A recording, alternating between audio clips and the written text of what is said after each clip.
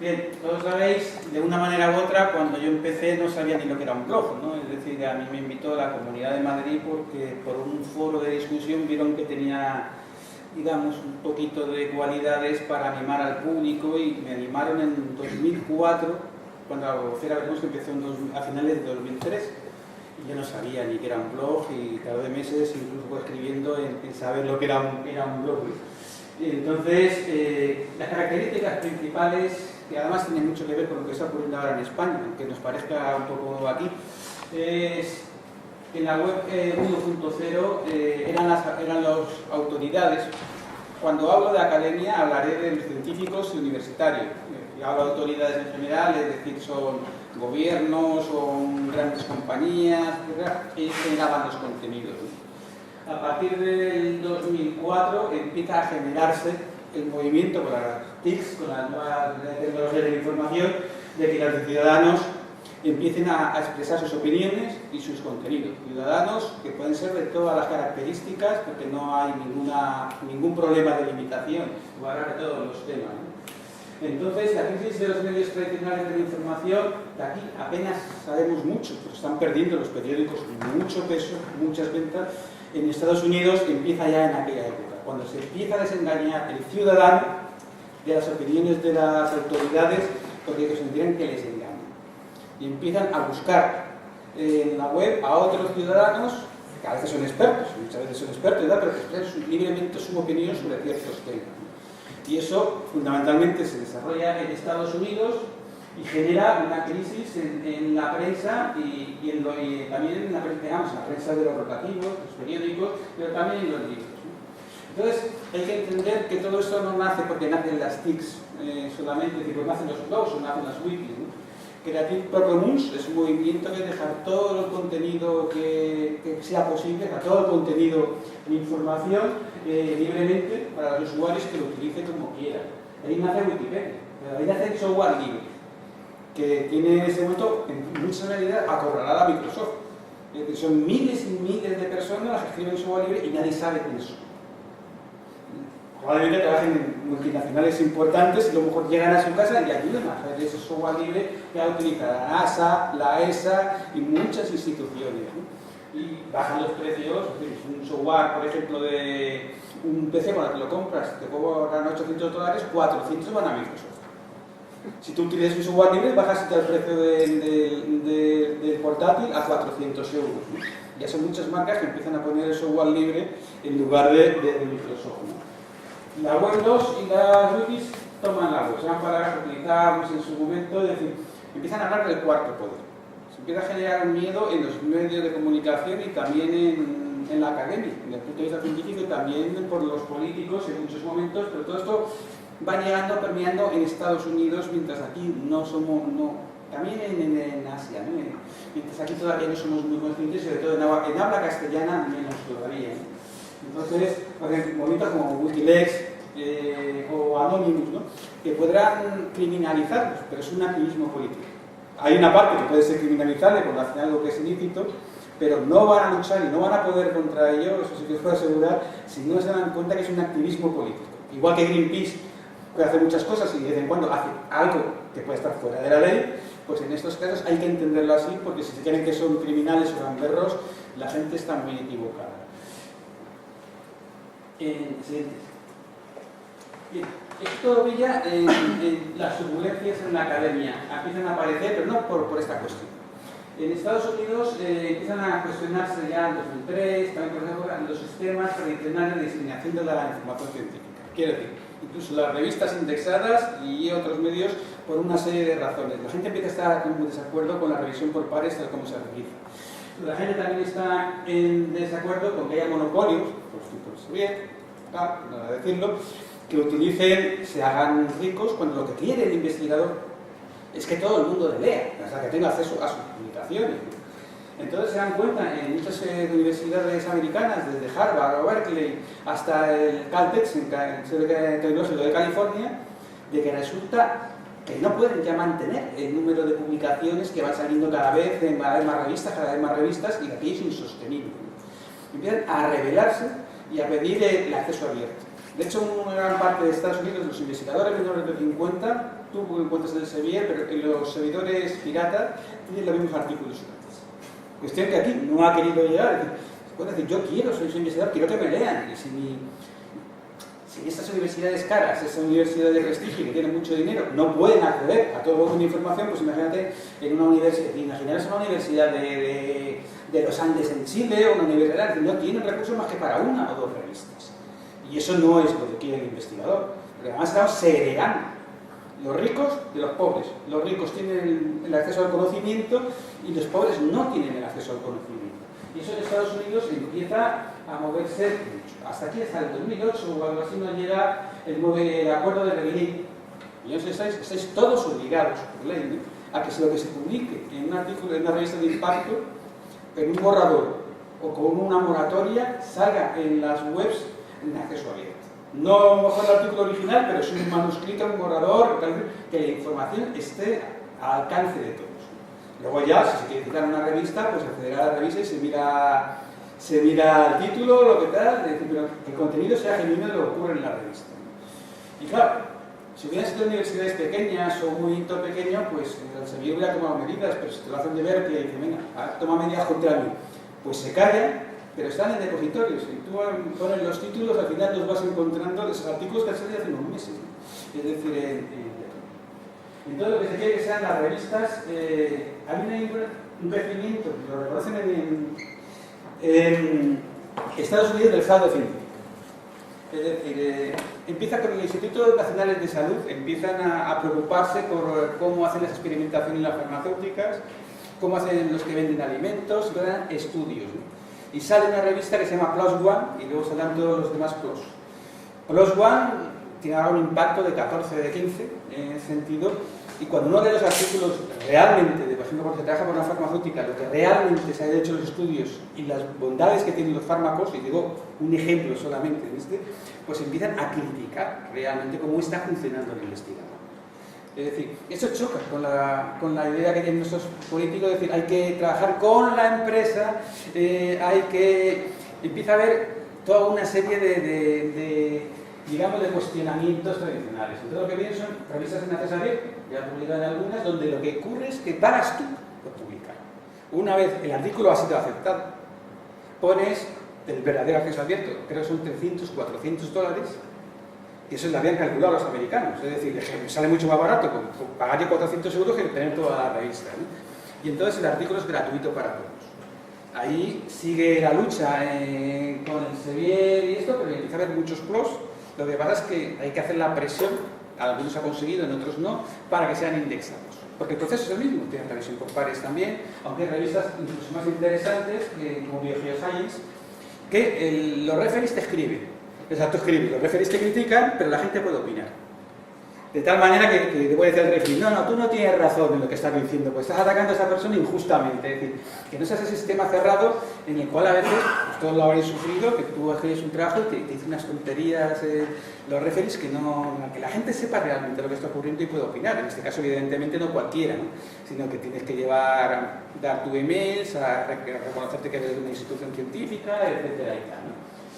Y de todo esto, pues Estados Unidos toma la iniciativa y la idea general es la información para todos, libremente, en libre acceso en Internet.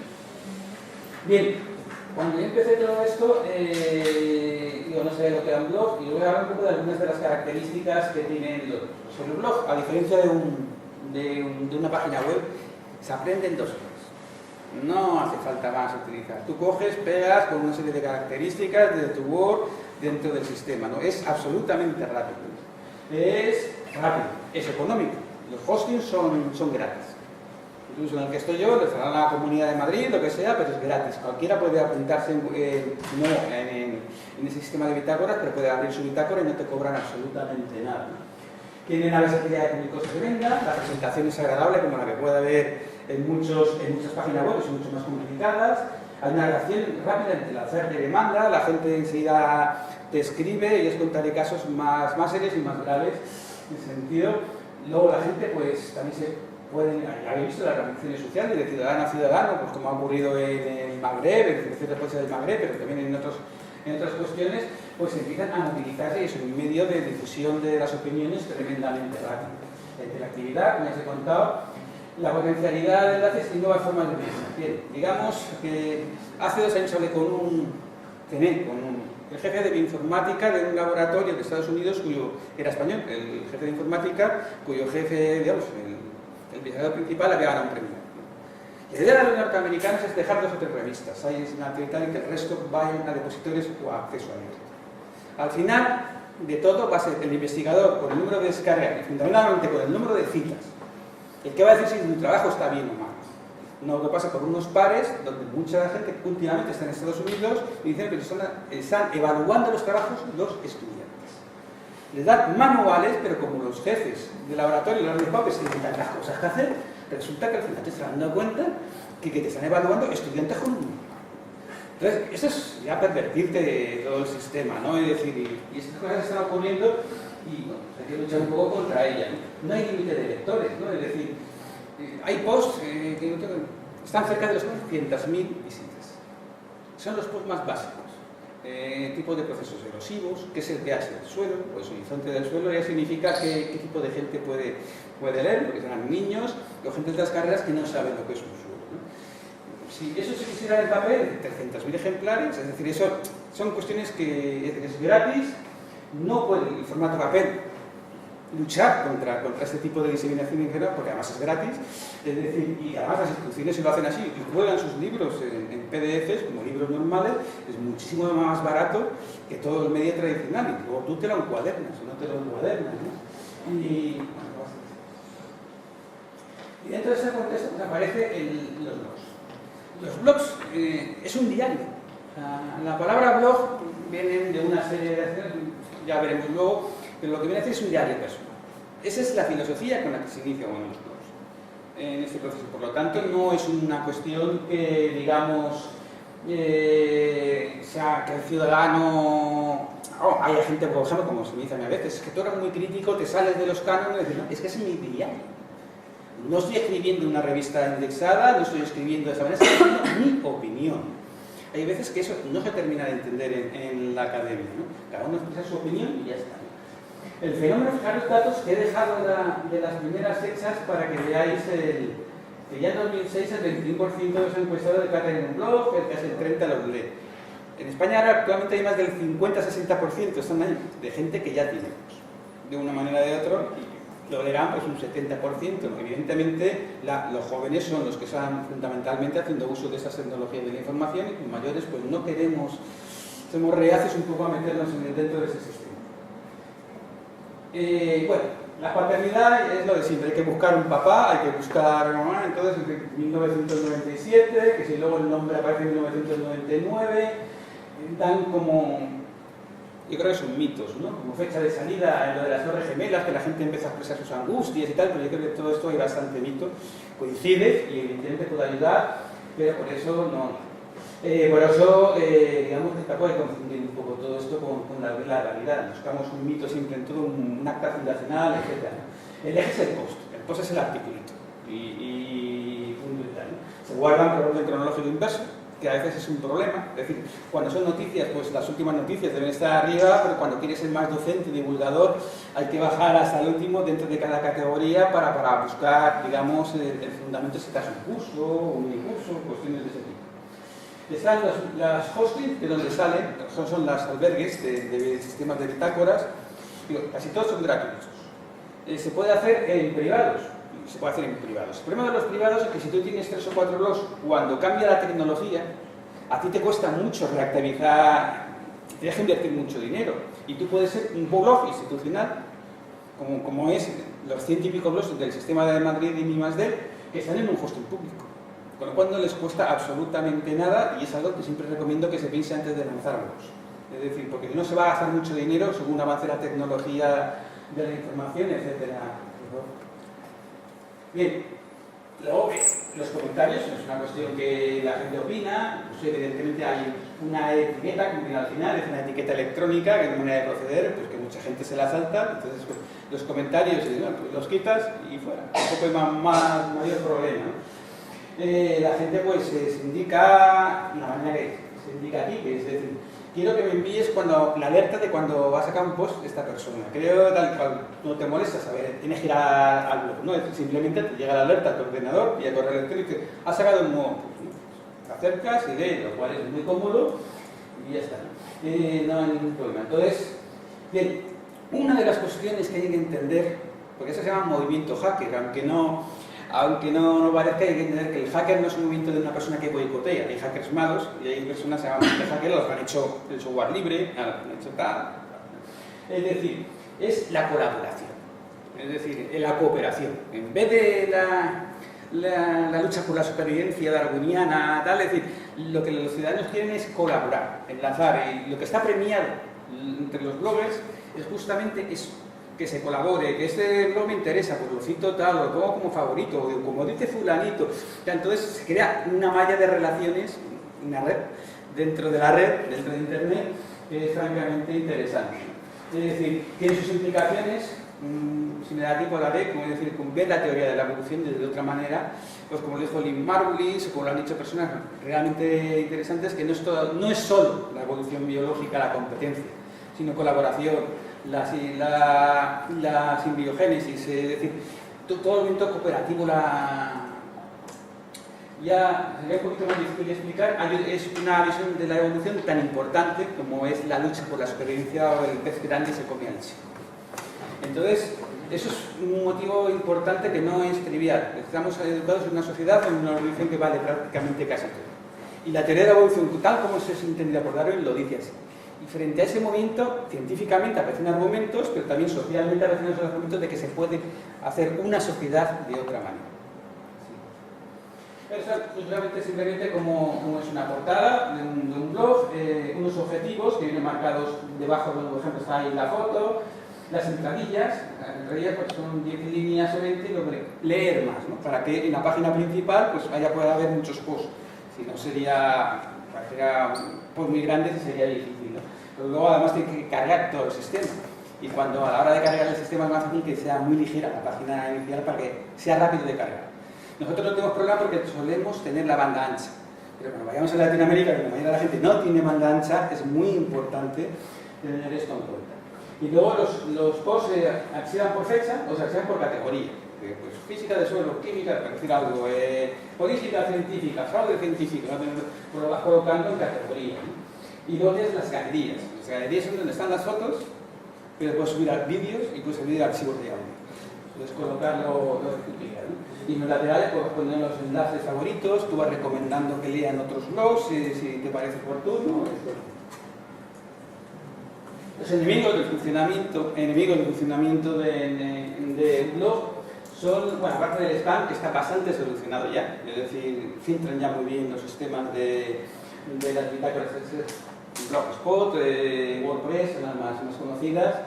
Los trolls, que son los boicoteadores profesionales, y hay que tener INA cuando te pilla uno, o a veces, además hay trolls que van contra trolls, o sea, se meten y te empiezan a montarse unas guerras entre ellos que tú tampoco terminas de entender, pero hay gente que en vez de ciudadanos que en lugar de crear se dedican a hacer, digamos, la puñeta, a los demás, ¿no? Y muchos de los fakes, que son usuarios que se hacen pasar por otros usuarios, es decir, que tengo que montar un post y te pone el nombre de otra persona o se han pirateado el mail y tal, y te ven en verdaderos líos, ¿no? En mi caso, al meter un poco con la teoría de la evolución y algunos de los temas, sobre todo con la biotecnología en el uso y tal, he detectado varias veces compañeros de otros institutos, por ejemplo del CSIC o de la universidad, haciéndose pasar por otras personas porque les he pillado la dirección de email. Es decir, que hay gente con muy mala baba, por eso da la cara.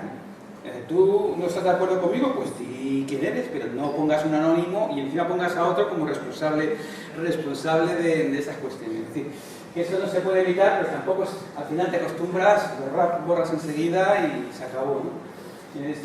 Los estudiantes muchas veces se confunden un foro de discusión, contéstame, ¿no? Te he hecho tal pregunta, ¿por qué el pH es no sé qué? Hijo de la gran chingada, no sé cuántos, es decir, pues borras y se acabó, es decir, no hay ningún problema en este tema. Una cosa muy curiosa es la masculinidad de los. Es decir, ¿por qué? Yo no lo sé. Es decir, imagino que las mujeres son más tímidas a la hora de expresar lo que piensan. Pero la mayoría, el 70 y pico % de los blogs son masculinos. Eso es un tema sociológico francamente curioso, y aquí me gustaría animar a todas las mujeres, ¿no? Es decir, que escribir es lo mismo, ¿no? Es decir, que no fueran tan tímidas, ¿no?, a la hora de expresar sus opiniones o tan pudorosas. Y bueno, evidentemente la edad, yo empecé con 50, yo empecé como ancianito, yo estoy entre los viejecitos que empezó el tema, es una edad muy joven y de personas generalmente con más, no sé, con el sector de las TICs, pues más fácil para ellos es el tema. Tipo de curso. Ahora empieza a escuchar cosas increíbles, como que los blogs académicos, los blogs que sacan las instituciones, empiezan a decir que es que las personas que escriben en blogs normales no tienen categoría científica, no tienen, son menos creíbles que los blogs. Los blogs institucionales entran 2 o 3 años después, viendo justamente que los blogs personales están teniendo mucho éxito. Y lo que quieren es seguir marcando el imperio de la ley. Lo que dice el sacerdote de la ciencia desde su torre gemela. O lo que dicen los políticos o lo que dicen las instituciones que quieren publicitar sus trabajos. Y eso es enormemente aburrido para el ciudadano.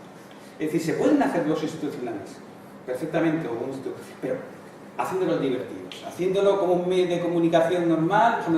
Se pueden entrar en I+D y ver otros colegas de la institución o de universidades donde aburren a las orejas. Y por eso llega a recibir a lo mejor 300, 250 visitas al día, ¿no? Ya diremos las que recibimos nosotros, y eso lo explica un poco todo, ¿no? Dijeron que una cosa muy arriesgada. Mi idea, yo no tenía ni idea de hacer. Voy a intentar que cada mes salga como un número de una revista que tenga artículos de opinión, artículos en el que un arqueólogo sabe opinar de otros temas y puede opinar de otras cosas, no por ser de una disciplina menor parece que tú eres más tonto, ¿no? Artículos que se metan con la política ambiental, con la política de tal. Otros que se metan en cuestiones, bueno, iremos explicándolo, para niños y tal, ya lo iremos explicando. Dijeron que una cosa muy arriesgada y fue un éxito, no había problema por ningún lado, ¿no? ¿Qué es lo que se entiende autoridad? Aquí nos encontramos con un cierto problema todos, y sobre todo cuando se hace divulgación científica o docencia. Se entiende por autoridad la supuesta categoría, fiabilidad y confianza de los contenidos. Evidentemente, distintos rankings utilizan diferentes criterios. Se mira mucho la calidad de la institución. Es decir, si una institución, yo escribo del Tecnológico de Massachusetts, yo voy a ser más tal. Sí y no. Es decir, hay gente que escribe el Tecnológico de Massachusetts y dice lo que piensa, y hay gente que dice lo que quiere que diga su dirección. Ahí está el problema del instituto. Entonces se da mucho peso a la institucionalidad. En mi caso no es problema porque estoy en un blog institucional, aunque mi blog es privado. Es decir, que el sistema es institucional, pero yo digo lo que pienso y no lo que dice mi institución, cosa que en la institución en muchos momentos y incluso en el ministerio ha molestado. Luego está la popularidad. La popularidad, que es lo que te marca en el ranking Google, que es en el fondo lo que te interesa. Es decir, que cuando tú estés arriba, pinches Google y pongas unas palabras, tu blog apareja enseguida. No se habla de ese tema. Te lo da la popularidad, ¿no? Te lo da... Interviene un poco la autoridad, pero fundamentalmente también es más la popularidad. Por lo cual, a mí me da igual estar en el ranking Tecnorati y en el puesto 500, si cada vez que una persona pincha aparece en la primera página. Lo que está estudiado es que más de 5 páginas no suele pasar nada. O sea, muy poca gente, cuando busca un tema, pasa de las 5 páginas que aparecen en Google, es decir, en el listado, pasa una, pasa 2, 3, pero más de 5 no. Por lo tanto, la lucha está por estar arriba en el buscador. Antes de la crisis, en España se invirtieron las empresas más de 500 millones de euros intentando buscar cuál era el algoritmo de Google. Es decir, intentando entender, porque si tú no estás arriba, le da igual la publicidad que hagas en Internet, hay que estar arriba del todo, ¿no? Entonces, y eso solamente en España, imaginaos lo que puede ocurrir en Estados Unidos o en otros países, ¿no? Es decir, la búsqueda de ese algoritmo, que además lo cambian cada 3 meses o cada 4 meses, pues es tremenda, ¿no? Luego viene el problema de la fiabilidad. Yo insisto, que la fiabilidad, no, en primer lugar no hay ningún ranking. La cuestión es, si yo por ejemplo recibo 10.000 visitas, 20.000, y 1.000 personas me enlazan, o sea, mi autoridad lo que sea, pero además el enlace, cuanto más personas te enlacen mejor, resulta que puedo quedar debajo de una persona que le lean 200, pero procedan todos de otra institución. Eso es una reversión que puede valer para ciertos temas, pero que en este caso, nosotros divulgación, y que se hace divulgación científica, lo que hay que tener a los niños, los jóvenes y tal, Entonces, da igual, los rankings dicen una cuestión, otros otra, pero no está resuelto. Como siempre el problema de la revista de impacto era al final valorar bien, es un problema tan complejo que a lo mejor lo que va a hacer uno es ser honesto y pasar de ese tipo de cuestiones, intentar ser honesto. Bien, en 2004 empieza el sistema de Madrid y Madrid. Hay una persona muy brillante y, digamos, muy iluminada, digamos, voy a hablar de izquierda y derecha con menos pudor posible en ese sentido. Yo soy, digamos, más de izquierdas y tal, pero eso les da igual. De la derecha, que tiene una visión muy clara de por dónde va a ir el futuro. Ahora se llama Alfonso González, ahora es el director de la Escuela de Redacción Industrial, lo está llevando eso a cabo. Y piensa que el primer papel de una empresa es la sociedad y su principal herramienta la ética. Es decir, que no solamente hay dentro de esa ideología, porque hay mucha gente de izquierda que es peor, ¿no? Es decir, está haciendo su labor desde la Escuela de Redacción Industrial, como sistema de blogs, monta todo este sistema, el de blogs. Y 2 años después gana ya un premio europeo en el sistema de bitácoras en Europa de las regiones, está a la altura de Cornell y Princeton en el número de entradas, o sea, que ha sido tremendo, pero por mucho que le ponen, no ponen y ponen más cosas, y más vídeos, y más tal y más cual, ya más del 50% de las entradas son a los blogs, que es lo que es absolutamente gratis. No han podido decir, la gente entra a leer los blogs y lo prefiere a otro tipo de cuestiones, y la ventaja que tiene es que los blogs son gratis. Nosotros escribimos, no cobramos una peseta, es decir, decimos tal, mientras que por mucho que se gasten, es un sistema poderoso. Es la siguiente, en ese sentido. Y eso, evidentemente, tiene sus ventajas.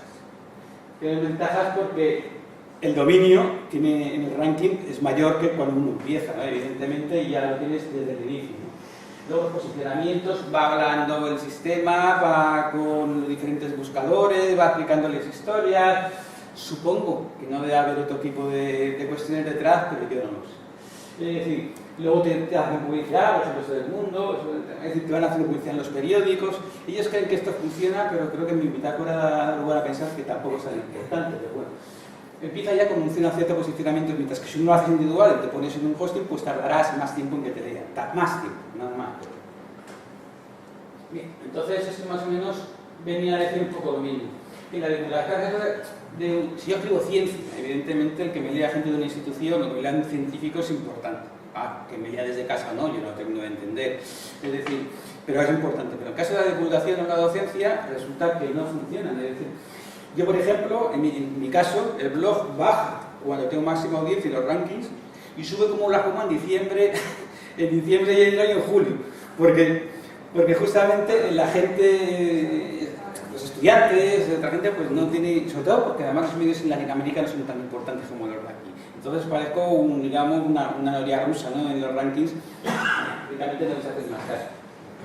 Así. Entonces empiezan a aparecer una serie de cuestiones que habría que hacer. Empieza a haber preocupación de las autoridades por lo que se dice. Hay una cuestión que a mí particularmente me desagrada y es el sacerdote de la ciencia y la torre de cristal, ¿no? Es decir, hay que hablar de una manera normal al ciudadano y de pensar que tú eres un ciudadano más, ¿no?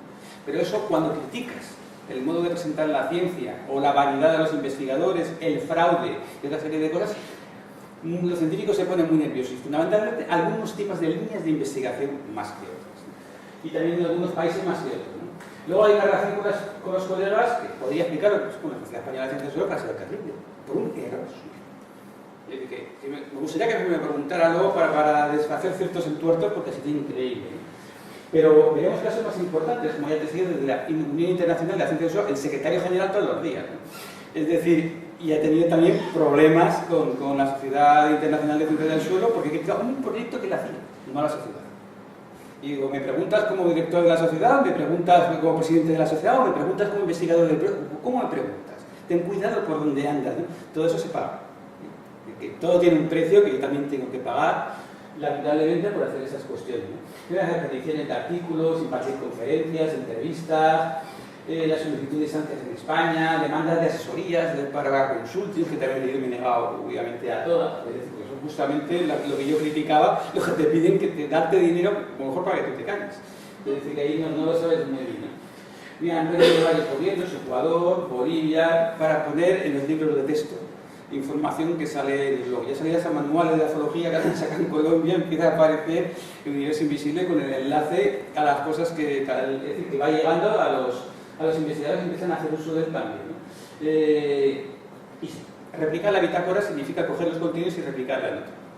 Hay maneras de hacerlo correctamente, se le piden permisos y también, pero en la Corea ya detectaban entre 15 y 20 bitácoras piratas que fusilan todos los contenidos, ¿no? Eso lo puedes evitar, pero es decir, también meterte en batallas con todo ese tipo de cuestiones es muy complicado y no es mucho la pena.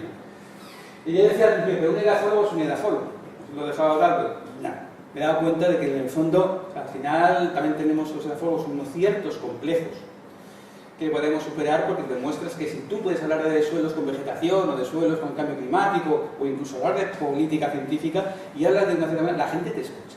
Es decir, da igual, les importa, somos más nuestros complejos respecto a nuestros pares que lo que realmente opinan los ciudadanos respecto a todo esto, ¿no? Me han invitado varias veces a publicar los contenidos, pues que son 12.000 páginas. Y si tengo que repasar 12.000 páginas en este momento, digo, pues escribiré una enciclopedia, ¿no? Digo, esto ya no tendré que elegir, un día me lo pensaré, pero no tiene sentido decir, a replicar los mejores, pues eligen los mejores, los pones, algún día sale algo por ahí, yo creo que el punto no es necesario. Fue la primera bitácora de suelos, no encontré ni una. Cuando yo empecé en 2004, ni en inglés, ni en francés, ni nada, es decir, en China, ya.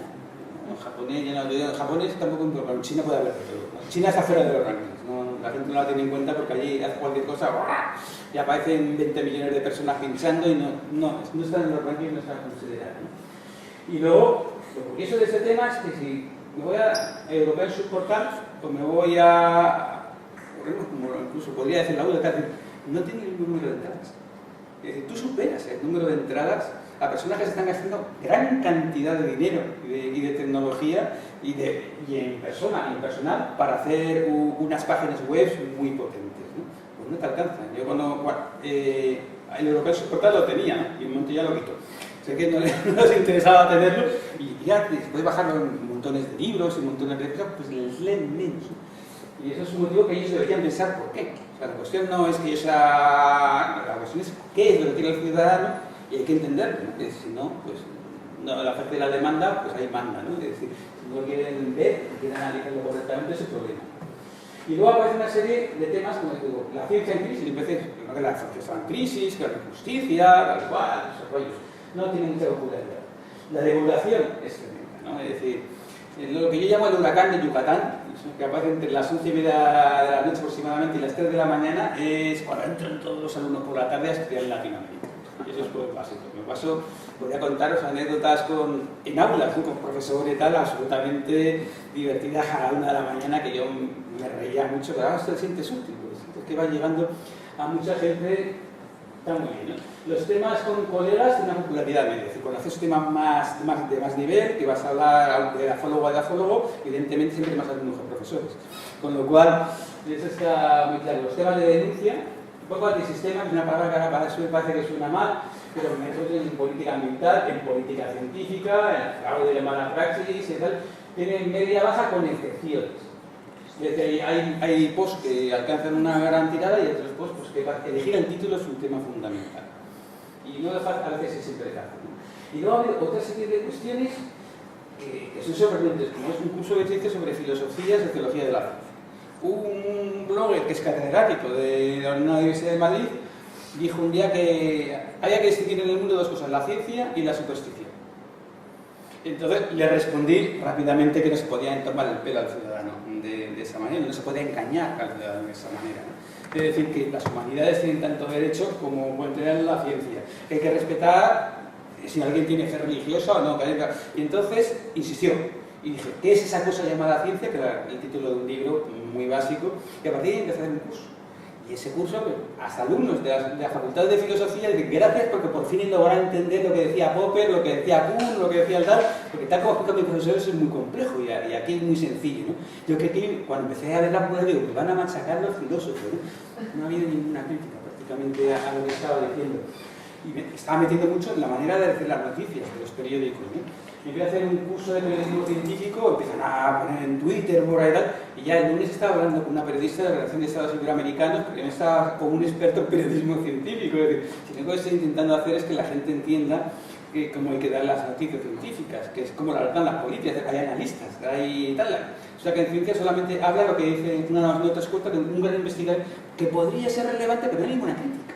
No hay nadie que diga lo contrario, no hay nadie que analice las implicaciones, aparte del que lo dice, lo va a decir para vender su producto, ¿no? Es decir, eran cuestiones de este tipo y se ha llegado a tener un éxito importante. Bien, este ya es antiguo, lo veis desde 2008, ahí he perdido un poco el rol con mis tensiones un poco con los directores del sistema por culpa de ese motivo de la Sociedad Española de Ciencias del Sur. Mi bitácora duplica a la siguiente bitácora el número de audiencia, son 102 bitácoras de ciencia.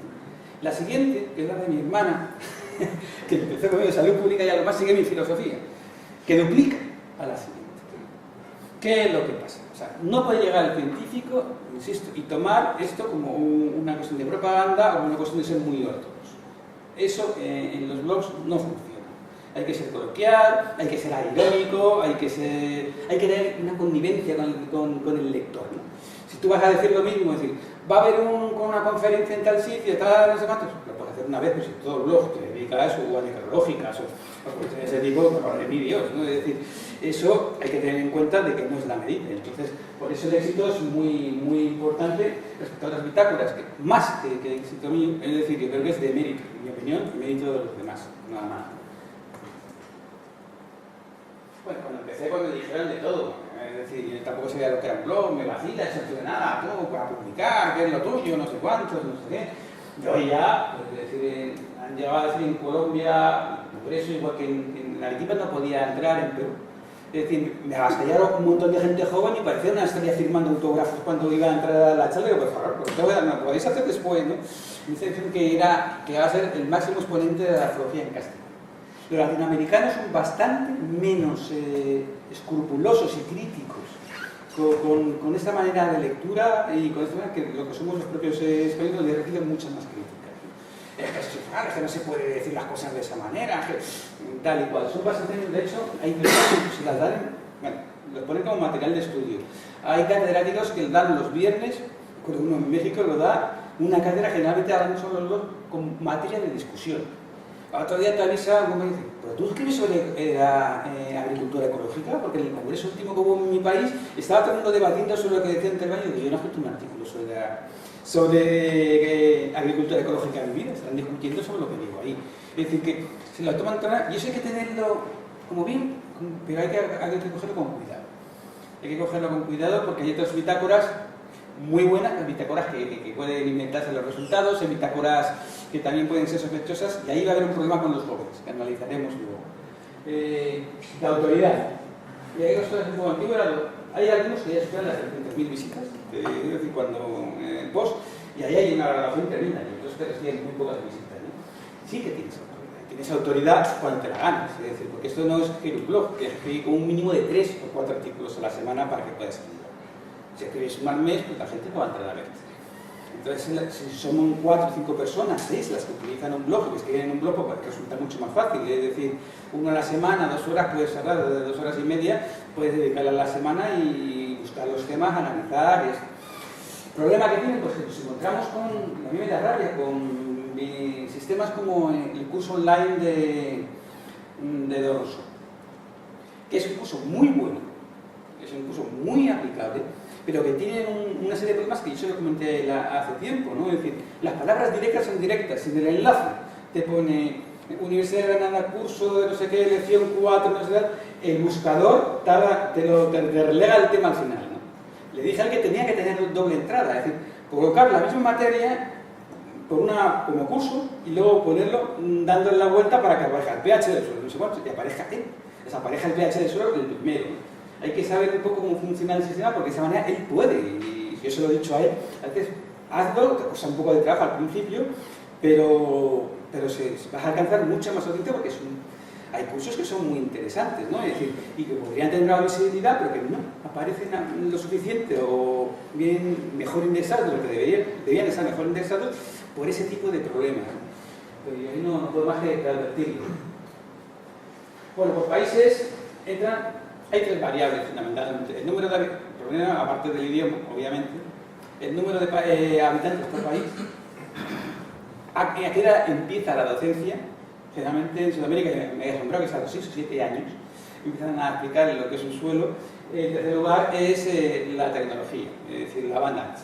Ahí se nota mucho, por lo menos en mi vida, pero en otros se nota menos, las fases académicas. Se pueden entrar bien desde las instituciones, los colegios, pero la mayoría no tienen todavía banda ancha y cuando pones vídeos y cosas de estas, tardan mucho en cargar y no entran. Son las tres variables que entran. Llama la atención que si esto va vacilando, Por ejemplo, España sube al primer lugar justamente en los periodos vacacionales. Es decir, lo cual ya demuestra un poco cómo van las cosas. Es Estados Unidos. Ya lo veremos luego, que tiene un lugar muy alto y cómo incrementado por el resto de los países de Europa y de algunos países asiáticos. Y cuando he ido al congreso me he dado cuenta de que son gente que son postdoc o están haciendo estancias fuera. Y al no tener información sobre temas de grafología y les gusta leer en castellano, en español, pues encuentran en la bitácora un sitio donde pueden leer algo que les interesa y eso es muy importante. Porque vas a poder introducir tus teorías, que a lo mejor son heterodoxas, etcétera y tal, y las puedes manejar en un sistema a los jóvenes que van a estar en puestos importantes en el futuro. Es decir, eso es muy curioso. Sí, pasa al siguiente, pero es simplemente ver el ranking. Bien, va creciendo. Es decir, otro de los defectos de los blogs, y eso es en general, es que intentan, en el tema de moda del día, ¿no? Ha venido el tsunami, el terremoto de todos se vuelcan a tal. Pero todos tienen picos y luego vuelven a bajar en nada hasta que vuelven a hacer. Cuando en el fondo lo que falta en Internet es una gran cantidad de contenidos básicos. Si tú vas enriqueciendo Internet de contenidos de suelos, esos posts van siendo leídos continuamente. Es mucho más, no solamente por el éxito, es intentar ayudar, pero además es recompensado por el éxito. Es decir, aumentan continuamente de visitas. Entonces hay que estar pendiente de la novedad o no novedad.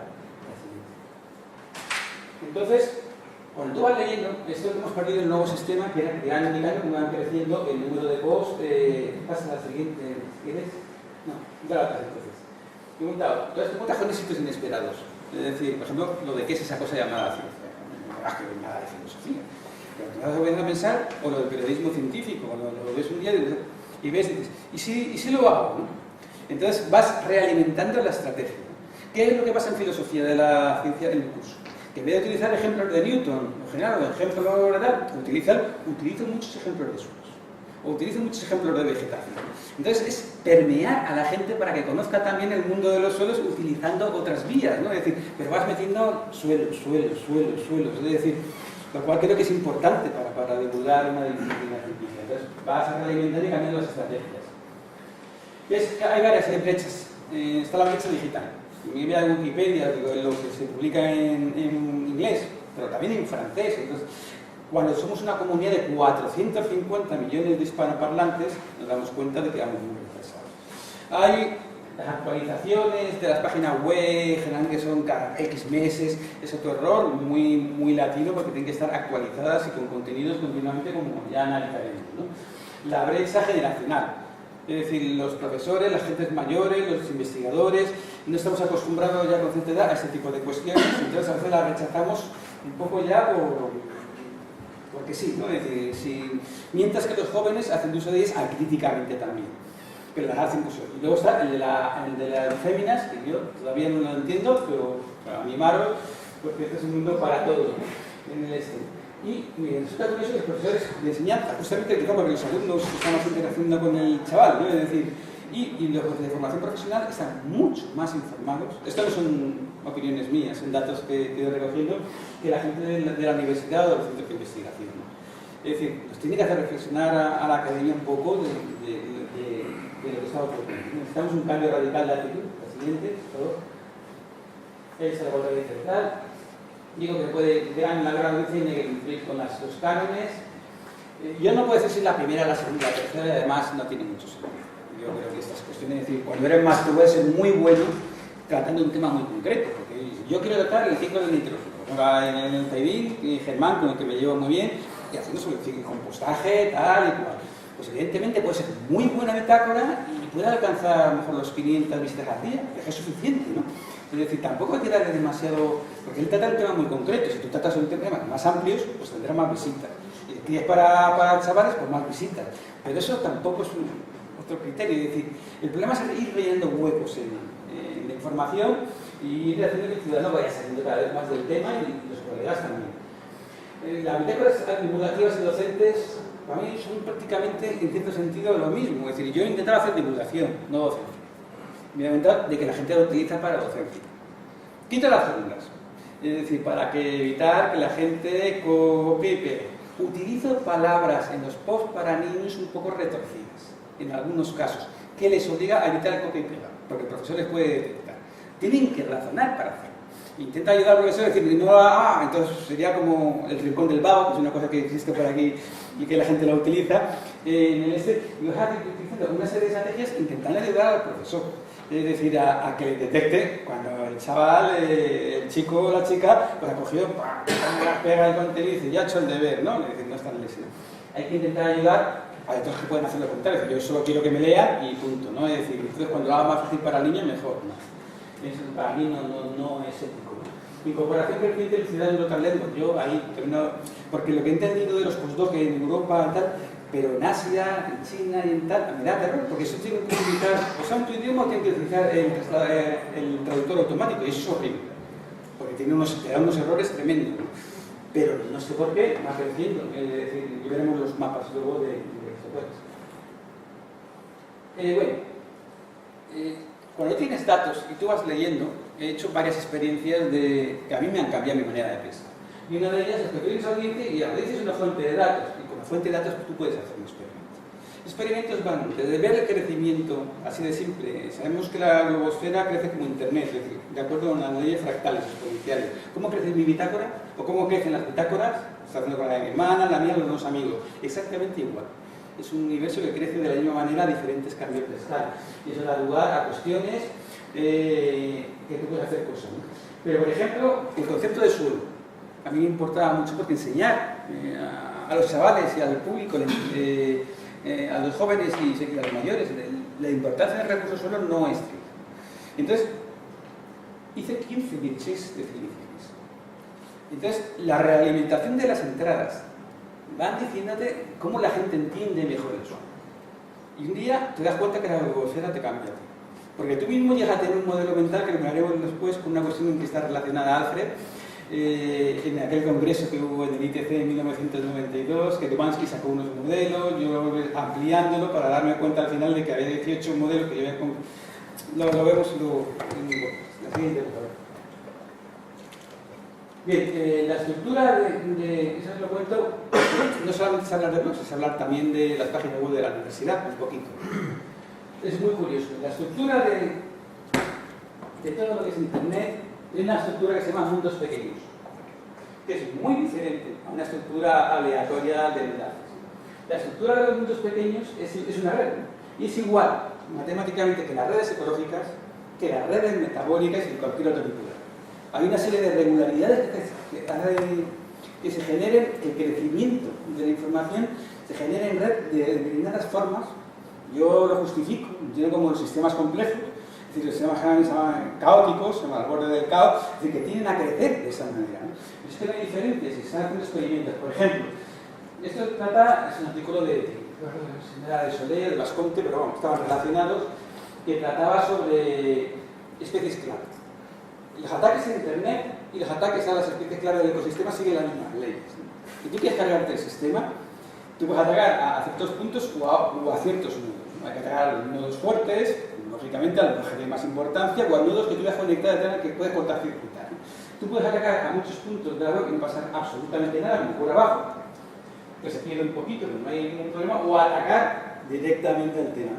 Bien, pues en ecología ocurre lo mismo. Es decir, que es un mundo interesante de estudiar, pero eso entra ya en la física de lo que llama materia condensada, o física de la complejidad, como se le quiera llamar, que parece muy complejo, pero que no es tan complejo, ¿verdad? Que es unas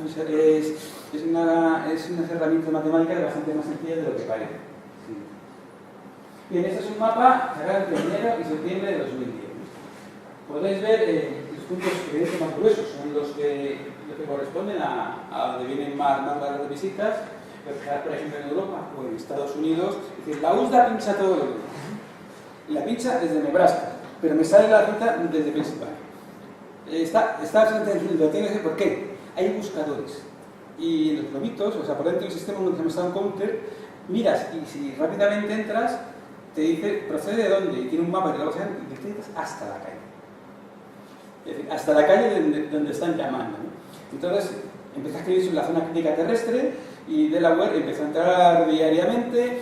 Esos son puntos pequeños, uno tal, y luego hay otros puntos por ahí dispersos que no sé, pues sentido de sobrecargo y tal. También hay puntos que fueran demasiado pequeños, pueden ser aleatorios, o sea, que tampoco significa nada, ¿no? Y luego, pues claramente, aparte de los pequeños, los huesos demuestran lo que es el mundo hispanoparlante, ¿no? La zona de Brasil está más vacía porque hay un rechazo absoluto, por mucho que digan de los que hablan en portugués a coger, digamos, a leer en castellano. Cuando más para ellos, lo recibo más de Italia que de Portugal. Bueno, por el número, vamos, ¿ves? Las fechas son diferentes. Por ejemplo, viajar los colombianos en Estados Unidos. Entran todos los estados. Evidentemente, los estados que están en azul, puedes quitarlos o que dudoso que puedes. Todos los demás estados, y son bastantes, entran continuamente. Puede ser chicanos también, es decir, gente que le gusta estudiar de origen mexicano, de origen sudamericano, que sigue yendo a la escuela, el 40% sigue su lengua, siguen hablando normalmente en Estados Unidos en castellano, es decir, de los que vienen de Latinoamérica, pero en otros casos de universidades o de centros de investigación, claramente. Yo he visto cosas que son cómicas, pero la CIA entra varias veces, es decir, digo el tema, los counters, estos te van diciendo los sitios, pero simplemente estarán rastreando. Y otros centros, evidentemente, de investigación vienen claros. Luego hay algunos, como es el de la USDA, que está tapado, pero está tapado de ese punto en Nebraska, pero digo, te sale porque debe estar centralizado en Pensilvania. En el este te sale porque corresponden las entradas con las salidas. Eso es todo lo que tiene 2 horas. Yo no sé si son alumnos, o son becarios, o es que haya... No lo sé, no creo que sea institucionalmente lo que sea, pero gente que sí. En España, pues, estas son las normas que es Madrid, Valencia, en general, porque esto cambia. Cataluña, Andalucía, son las que más se están. Y las que les costamos entrar, pues son Cantabria y La Rioja, por las razones que sean. A nivel del mundo hay que tener en cuenta que eso es Norteamérica, cuenta México, ¿no? Y lo demás, pues, va creciendo por países, pero esto ya es un poquito antiguo. Es decir, cuando tú coges una semana, en algunos se te llena todo el mapa de Europa prácticamente, ¿no? Es decir, el sistema es como ondas dentro de ondas, como veremos. A la semana está clarísimo, ¿no? Es decir, los picos bajos, como veis a vuestra izquierda, arriba, son sábados y domingos, ¿no? Luego son durante semana y bajo, como el carácter académico. Diariamente, eso está corriendo 1 hora en el sistema respecto a las 9, que sería la 1. Las horas bajas son las que la lectora española, lo cual tampoco debe de extrañar porque el 80% de los periodos de audiencia son más de Latinoamérica. Ahora, se revierte mucho, digo, en los periodos vacacionales. Cada día es el siguiente. Y esta es hasta antes de ayer. Falta el primer año porque no tenía contador. El contador no lo puso en su sistema y lo puse a los 14 meses. Pero este ha sido el crecimiento. Como es, hay dos ciclos. Es automático, es absolutamente determinista, ¿no? Es decir, empieza a crecer a mediados de febrero hasta mediados de junio, viene la caída y empieza a crecer en septiembre hasta finales de noviembre, viene la caída. Primer bloque, segundo bloque, actividad de las clases. Cambio de sistema de bitácoras. Todos los enlaces se rompen. Cuando tú cambias, cambia el dominio, todo se rompe y estudiamos 4 o 5 meses en recuperar y se parece que no es tan lineal, pero es lineal, ¿no? Y curiosamente, el único pico que he tenido que puede cirugir aparece justamente el día de que no escribí nada del tema, del terremoto de Japón. Se ve que la gente estaba esperando el tsunami, yo no puedo explicarlo de otra manera. No estaba esperando el tsunami, estaban en las casas en Latinoamérica, en la costa del Pacífico, entonces se ve que empezaron a pinchar, y yo no había escrito nada escribí después, ¿no? Es decir, en el ese, si tienen un pico, se alcanzó los 20 Los países que digo, bueno, cambien los demás. Hay que entender 2 cosas con esto. Hay una que se llama hits y otros son visitas. Los hits es el número de lecturas. Entonces una persona puede tener la bitácora y puede leer uno o más. Entonces eso cuenta como un hit, es un hit. Y el número de visitas, simplemente tú puedes leer 2 o 3, pero cuenta como una visita. Entonces son 2 indicadores que a veces se confunden, ¿no? En mi bitácora, en otras no lo sé, es 1,2 de visitas se convierte a hits entre semana, y si pasa a 1,5 los fines de semana. Para que la gente que lee de fines de semana de media, pues ya lee un poco más, ¿no? Bien. Y este es un problema importante para todos. Muchas instituciones, la ONU y otras, empiezan a utilizar las descargas de las universidades como valoración de la calidad universitaria. ¿Qué significa? Que nosotros no tenemos la costumbre ni de activarlas, ni de analizarlas, y además las tapamos para que otros no nos copien. Y entonces no vamos a ningún lado. No vamos a ningún lado. La licencia de creativa pro comuns, aparte que tienes una universidad, te garantiza y tú puedes denunciar que te han robado la información. Y puedes penalizar a otros. Pero lo que no podemos es dejarlo encerrado. Porque entonces la valoración de esas universidades decrece. Generalmente hay una relación entre la calidad de la universidad y el número de descargas ya. Pero veremos que Francia también tiene un problema. La siguiente, por favor. Espera un segundo. Una frase un segundo. Fijaros los puntos de Estados Unidos, que son indicativos, respecto a los puntos de Europa y a los puntos de España. Así, ¿no? Vamos, es decir, si tenemos que vender la ciencia, cada vez va a haber más cursos, digamos, semipresenciales, es decir, que parte se haga desde casa, que se haga tal, que venga gente de Latinoamérica, que tenga tal, tenemos que empezar a poner los contenidos, cantidad de contenidos, todo lo que damos en las clases para que la gente baje. Y cuando más ameno, la gente más querrá venir. Es decir, que a mí me piden de dónde pueden venir a España muchas veces, y dices, bueno, si ellos lo leen y lo vas poniendo, van a venir, y es el futuro en muchos casos de muchas universidades, ¿no? Por lo tanto, hay que abrir las universidades y los contenidos en lenguas, ¿no? Es el caso de Europa, ya es mucho menor, pero vamos, es el caso de España, pero la siguiente ahora sí. Me llamó la atención cuando las 100 primeras, por descargas, no aparecía, si no recuerdo mal, Francia. ¿Por qué? Hay 2 posibilidades. O que sigan poniendo poca descarga, sigan estando muy cerrados, o ese idioma. Se van fundamentalmente en francés, mientras que los holandeses y los alemanes la suelen tender a hacer en inglés, y entonces hace que no aparezcan en español. Aparecen ya y llama la atención, bueno, ya no, tanto, es decir, el 3% cuando le hablamos no del top 100, sino del top 1000, las universidades más visitadas por descargas, y España aparece, pero ahí estos países aparecen un 4%. Algo está pasando en ese sentido en Francia que yo no termino de entender. Es decir, que tiene nada más poder tal. Pero si volvemos a la atrás, un segundo. Fijaros bueno, aparte de Londres, ya saben lo que es, que París está en vista, pero fijaros estas 2 manchas. Es Suiza. Y fijaros esta mancha de arriba, es la Universidad de Uppsala. Es decir, hay una correspondencia, la Universidad de Uppsala tiene prestigio, las universidades suizas tienen prestigio, y aquí viene a decir, publican menos en revistas de impacto que los españoles, los suizos, los suecos, ¿no? Pero el índice de impacto es mucho mayor. Eso significa que la calidad de la ciencia, lo que es cantidad, calidad, que habría que discutir mucho en este país sobre la política científica y la manera de valoración de los científicos, ¿no? Pero en todo caso, son detalles que invito para la reflexión. Las conclusiones, bueno, no sé, el segundo de Lucha domina en este tema. El ciudadano joven, además, fundamentalmente se ha colocado en la web por la desconfianza de las noticias institucionales y de la prensa escrita. Los jóvenes tienen nuevos hábitos. Nosotros podemos hacer lo que queramos, podemos seguir impartiendo clases de modo tradicional o no, pero ellos van a seguir leyendo con las tecnologías de la información. O aprendemos a saber cómo ellos leen, o no nos haremos un flaco favor a nosotros y a ellos mismos, ¿no? Es decir, no hay más en ese sentido, ¿no? La ciencia, digo que en España, las instituciones científicas en general, lo que es blogs, pero lo que es la actualización y descargas es absolutamente nefasto. Es decir, la divulgación científica todavía es muy escasa en Internet, y también la actividad científica, y las académicas, ya se ha dicho, haciendo publicidad de una manera descarada, desde luego hacemos un flaco favor también, es decir, meter 2 personas que discutan un tema, debatir, hacer cosas, porque no se leen ese tipo de cosas. Bien, entramos en qué va a ocurrir en el futuro de la universidad con todo ese tipo de cuestiones, cuando se habla de alumnos.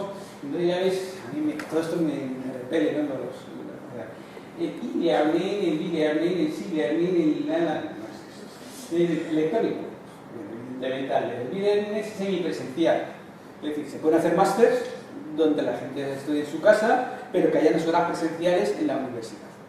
También eso es también una formación continuada, la que damos también todos, no solamente para los jóvenes, sino también para la gente que quiera reciclarse. El cloud learning viene de cloud computing, es decir, yo sé, todos sabéis lo que es el cloud computing, es muy sencillo, ¿no? Es decir, yo tengo un ordenador, en mi casa es ordenador, es decir, después de tener muchos dispositivos de almacenaje paralelo que me fallaban y no, yo tengo todo mi ordenador en un hosting escondido en la web. De tal manera que todo lo que escribo automáticamente es grabado en tiempo real en un lugar de la clave de cualquier ordenador vuestro, y entra en mi ordenador y quedará grabado en mi ordenador, porque tan pronto lo encienda, es decir, eso significa que en el fondo la gente lo que quiere, vamos, hablan ya de que todo esté colocado en la nube, en el y nada de papelitos, etcétera y tal. Pero vienen muchas cuestiones que no, a mí me hacen un poco de moda, es decir, sabemos que hay que ir a esas clases presenciales. O sea, el MIT tiene hasta las clases grabadas en vídeo de muchas de las asignaturas más importantes. Y al día siguiente las cuelgan. Es decir, tú puedes ir a cursos enteros del MIT desde tu casa y verlos al día siguiente, ¿no? Entonces, son cuestiones que invitan a la gente. Al final es hacer publicidad para que vayan a venir aquí. Sí que me interesa mucho el Hunting Readers y el Phishing Readers. Hablamos de nativos digitales. Los nativos digitales hablan algunos expertos ya de que son hunting readers y nosotros somos phishing readers. Me explico. Bueno, tú abres un libro, empiezas a leer, eres un pescado. Coges un tema y entonces, bueno, al final dices, joder, todo el tiempo que he perdido para nada. Ojo, fantástico, ¿no? El hunting reader, cuando busca un tema, hace un barrido transversal, ¿no? O sea, ya explicaré lo que es un cyberpaper, lo hice una vez la experiencia y es como en 4 días me apañé un capítulo de libro para que me habían pedido a través simplemente de hacer la lectura transversal, y cuando dije al encontrar el número de páginas estaban enlazadas directamente a que siguen más de 35. Es decir, simplemente cogiendo temas, poniéndoles era salir del paso, ¿no? Es decir, el problema es que los hunting readers deberíamos ser nosotros. Es decir, cuando tú tienes usuarios, cuando los profesores, los académicos, los investigadores, tenemos conocimiento de causas, sabemos elegir, tenemos discernimiento para elegir, entender una página que te cuentan trolas, o una página que es floja, que no se dice la verdad, y una página en que se dicen buenos contenidos. Y nosotros somos justamente lo contrario. Y los hunting readers, es decir, los jóvenes son hunting readers, cuando no tienen realmente el criterio todavía preparado para poder distinguir muchas veces lo que es correcto de lo que no. Entonces, es un tema delicado, es un tema que a mí me preocupa, porque está ocurriendo al revés de lo que en teoría debiera ocurrir. Un joven entonces te puede coger, un niño de 15 años, puede poner barbaridades junto con cosas que sean correctas, ¿no? Y tener un verdadero lío en la cabeza. ¿Ese no es quitar el criterio de volver a poner el criterio de autoridad? No, lo pueden coger de cualquier web, no tienen criterio. Entonces, si el profesor entiende lo que ocurre, el profesor guía al alumno en ese tipo de temas. Si el profesor rehúye de entender cómo funciona el ciberespacio, entonces eso va a ocurrir que la formación se deteriore de cara a cómo se informa al alumno, ¿no? Tú le puedes luego suspender o aprobar, pero tú no puedes negar que ellos, o sea, tú no vas a poder evitar que ellos estudien así, ¿no? Y es un problema que solamente se puede arreglar entre la interacción entre el alumno y el profesor, para que vayan viendo lo que son buenos contenidos, lo que no, etc., ¿no? Bien, el éxito de un blog, de una bitácora claramente está. Si tú te pones de aquí, yo os explico aquí, yo soy el que hablo y digo, yo investigador, te digo a ti, ciudadano, que esto es así, pues lo digo, ¿no? Si tú eres ciudadano y dices, yo soy ciudadano, que soy científico, y explico de colega a colega qué ocurre, entonces está claro. Eso es una manera muy importante de entender ese rechazo que actualmente pues, está de moda en España por el 15 de mayo, pero que se viene fraguando en países como Estados Unidos o en el mundo anglosajón desde hace mucho tiempo, ¿no? Pero debe cambiar de actitud en ese sentido a la hora de hacer sistemas. Entonces, el problema de los académicos es cómo hacerlos entretenidos, y más o menos creo que vais viendo qué es lo que no se debe hacer y qué es lo que se debe hacer. Bien, esto simplemente explicar. Yo estaba hace unos meses en Perú tenía una conferencia y luego me iba a 4.000 y pico kilómetros a recorrer Perú porque quería que tenía de vacaciones, ¿no? Es decir, en el este. El día que iba a salir recibo del secretario general de la IUSS una carta diciéndome, me había metido con lo que se llama Digital World, New Digital Map of the World o algo así. Yo tenía muchas dudas y me voy a criticar. Me dice que se lo traduzca, y digo que se lo traduzca él. Es decir, digo, no tengo que ver, pues traducirlo que tiene mucha gente a tu alrededor. Y al día siguiente me entra, no me importa decirlo, el profesor Rositer, del ITC de Holanda, poniéndome a caldo. Yo estaba en medio de viaje ya por el altiplano, borré, dije, Rositer, te contestaré cuando pueda contestarte. Le escribí tres posts, le envié 3 posts a contestar al señor Rositer sobre lo que me estaba diciendo. ¿Qué significa? Y al día siguiente de escribir un post ya tenía la Academia de la Armada, ¿no? Es decir, es poder. No es poder, porque en el fondo al final es peor para mí, seamos realistas en ese tipo de cuestiones, ¿no? Es decir, pero ¿se tiene poder o no se tiene poder? Es decir, poder en el sentido que quieren entender lo positivo, ¿no? En el sentido de decir, ¿puedes influenciar desde la blogosfera a título individual? Sí, puedes. Depende de cómo, ¿no? Es decir, pues al alcance de todos que le pongan empeño, ¿no? Y eso es bueno. Eso es bueno, como veremos en otras cuestiones, pero vamos, simplemente decir, cuando acaban de anunciar hace unos meses la vida sobre el arsénico, hace una semana yo me quedé un poco sorprendido. La vida basada sobre el arsénico, o sea que en vez de, yo decía ATP, ATA, me empezaba a reír, ¿no? Es decir, fosfolípidos, arsenolípidos, no sé si visteis aquella noticia del tema. A los 2 días el otro decía, han descubierto la fusión fría y van a hacer energía libre para todos y van a hacer un experimento en público. Y, no, aquí está todo el mundo arreglado, ¿no? Bueno. Pues todo el tema se dirimió porque desde los grupos científicos, varios algunos de Estados Unidos, empezaron a tirar, pusieron a la NASA, a Science, tal, y ha sido un escándalo. Es decir, mucha gente no se habrá enterado, pero en la blogosfera ha quedado absolutamente desacreditada la NASA, ha quedado absolutamente desacreditada el equipo, tal, a través de los grupos. Es decir, que los propios científicos, de los grupos científicos, yo me desacredité y digo, pues es que es imposible que te dicen, es decir, pero por otra serie de motivos ambientales, ¿no? En este caso, pero se empieza a criticar y no tienes que llegar a la revista a ver si la revista tiene a bien aceptar tu comentario para colocarlo. ¿Qué es lo que ocurre ahora? Que estamos coaccionados, el poder te coacciona de esta manera, ¿no? Tú puedes pensar, y al final si tú te equivocas, tú lo paras, pero por lo menos tienes el derecho a expresarte libremente y que la gente lo acepte. Y eso está empezando a funcionar ya. Bien, no sé si hay tiempo, yo no... ¿No cuánto tiempo? Son las 9 ya. Son las 9 ya. Claro, pasa un segundo porque vamos a pasar simplemente en el S. Este fue un modelo que que realizó el ITC de Holanda, Alfred Fink, Domansky, presentó 4 modelos en los que venía a decir que el conjunto de eso cambiaba según la demanda de la sociedad. Lo amplié en de trabajo hasta 9.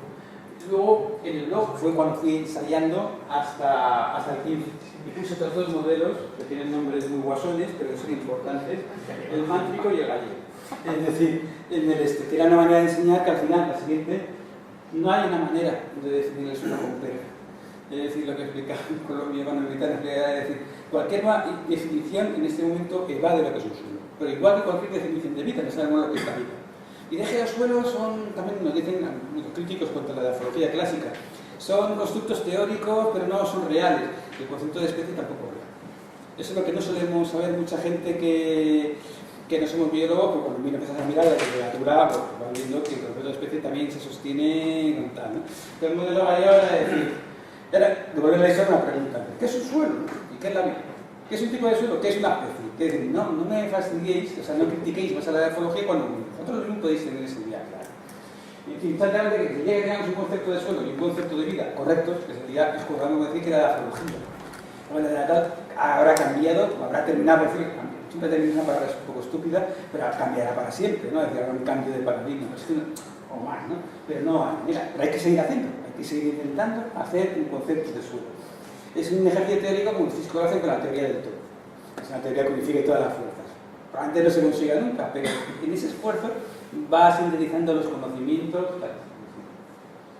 Y el siguiente, y luego venía, quería explicar, y esto es lo que yo explicaba antes, autorrealización, un suelo, los horizontes, la codificación, un proceso heterogéneo, ya hemos considerado los elementos controlados sociales y cambió un modelo, sí, no voy a explicar, con una serie de propiedades completamente diferentes que fue lo que aprendí de los libros.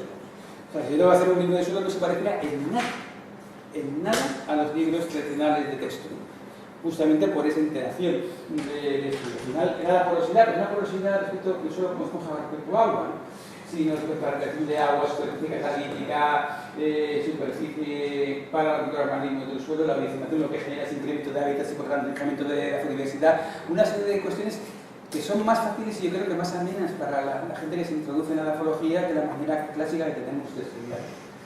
Y la siguiente, si la teoría de la evolución, si las bacterias incrementan los genes, el flujo horizontal de genes, y al parecer ahora los hongos han demostrado que intercambian hasta cromosomas, tal y cual, la teoría, la evolución en el suelo se produce de una manera diferente a la que se produce aéreamente.